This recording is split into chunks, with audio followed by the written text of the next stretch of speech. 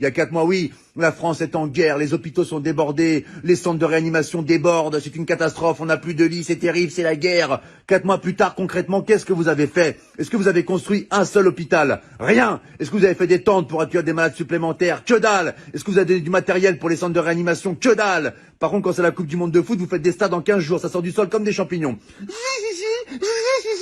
Les stades, ils les font en 3 semaines. En Chine, ils ont fait un hôpital en 10 jours. Nous, ça fait 4 mois, on n'a même pas des couvertures en plus.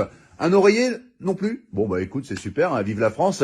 Et arrêtez de nous balancer de la poudre aux yeux pour camoufler vos incompétences à parler de l'islam H24, c'est terrible. Les femmes voilées, les piscines séparées pour les femmes, le séparatisme, les extrémistes, les hommes qui se douchent en caleçon après, c'est un signe de radicalisation. Vous allez arrêter de casser les couilles aux musulmans, mais c'est quoi ce bordel? Là, si ça continue à ce rythme-là, ils vont dire que le coronavirus, il a muté et que les musulmans ont créé une bactérie qui s'appelle le Hamid-19.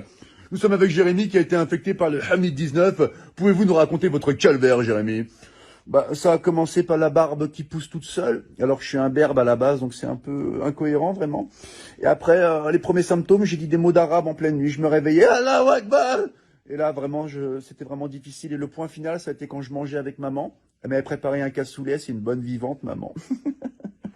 Et puis là, d'un coup, il y a une phrase qui est sortie. Ashhadu an la ilaha illallah wa ashhadu anna Muhammadan Rasulullah.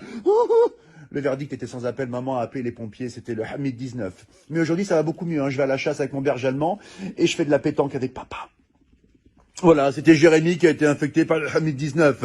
Laissez les musulmans tranquilles, c'est insupportable. On a l'impression qu'il y a que eux qui existent dans le monde, vous les massacrez H24. Là, je m'adresse au peuple de France. Il faut qu'on défende nos frères musulmans, ce sont des Français à part entière comme nous. C'est comme si on laissait un gamin à l'école se faire tabasser par 10 personnes et qu'on réagissait pas. Il faut qu'on les défende, d'accord? Les médias se servent d'une minorité pour salir une majorité. Ils leur cassent les couilles. La plupart des musulmans, ils sont en France, ils sont sans problème, on les entend jamais. Ils veulent une vie tranquille comme vous, comme moi, comme nous tous. Laissez les musulmans tranquilles. Et là, c'est pas un rebeu, c'est pas un Renoir qui vous parle. C'est un blond aux yeux bleus qui vient de Bretagne et qui t'emmerde, espèce de facho de merde. Ah oui, attention, j'ai fait du Krav Maga, moi je te nique ta